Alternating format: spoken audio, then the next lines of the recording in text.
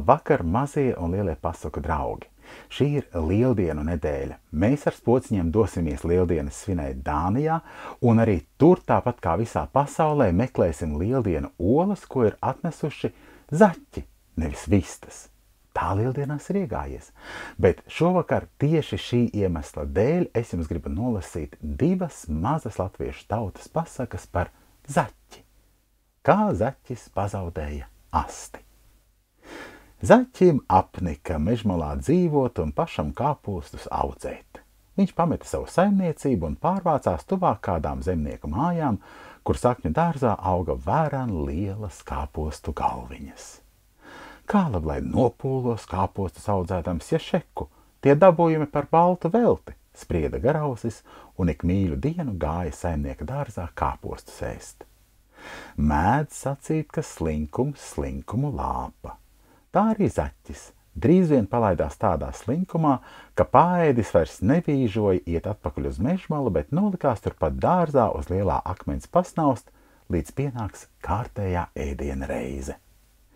Saimnieks to visu noskatījās un sadomāja kāpostu zagli pārmācīt. Viņš savāca mežā egļu sveķus un naktī nozieda akmeni ar biezu kārtu.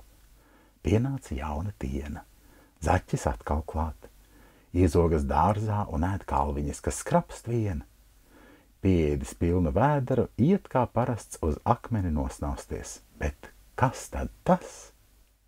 Līdz ko garausis apguļas, tā pielīp pie akmens kā pielīmēts.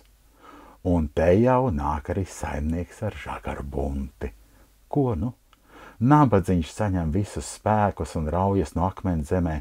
Raujas, līdz pēdīgi pats vaļā tiek gan vienīgi aste vēl klāt. Taču nav daudz laika gudrot, ja saimnieks jau zilina sānus. Zaķis nu lec no akmens ar tādu joni, ka aste notrūkst, īsa lipiņa vien paliek klāt.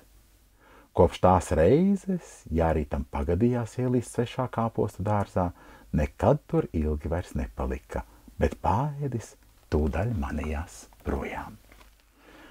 Un otra pasaka šajā vakarā, kā zaķis mācīja suni svilpot.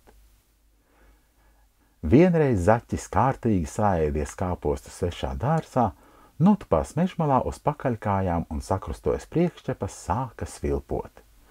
Viņš svilpoja tik nebēdnīgi un skaļi, ka viss mežs skanēja. Taisni tobrīd gar mežu gāja suns. Izdzirdis svilpošanu, viņš apstājās un brīnījās. Tāvu jauku svilpošanu, kurš gan varētu tik brīnišķīgi svilpot? Aplaidis acis apkārt, viņš ieraudzīja zaķi. Ak, tu tas esi zaķīt, kas tik varen jauki svilpo, suns sacīja. Vai tu nevarētu man arī iemācīt? Zaķis pielēca sunim klāt un smalki to apētīs, sacīja. Nē, krancīt, tevi nevar viss. Kā lab tad nē? Suns vaicāja. Tālāk, ka tava mute nedara svilpošanai. To teicis, zaķis atkal notupās uz pakaļkājām, sakrustoja priekšķepas un atsāka svilpošanu. Suns blakus stāvēdams labu brīdi vēroja, kā zaķis svilpo, tad neizpratnē vaicāja. Bet saki, zaķīt, kā lab tad mana mute nedara svilpošanai? Tālāk, ka tava mute ir gara un šaura, zaķis atbildēja. Nu, vai tu nevarētu to pastiept platāku? Suns sāka lūgties. Varētu gan, kā lab ne, zaķis atbildēja. Tad stiep vien. Suns bija ar mieru. Ja tā, tad zaķis daudz nebija lūdzams. Pastiepis sunim abus mutes kaktiņus platāk, sacīja. Pamēģini tagad svilpot. Rau, kā es to daru? Suns mēģināja, bet tik un tā no svilpošanas nekas slāgā nesanāca. Viņš varēja vienīgi izteikt vau, vau, vau. Suns noskaitās uz zaķi un klupa tam virsū piedraudādams, nu piesargies zaķīt par šādu krāpšanos. Ko zaķim atlika darīt?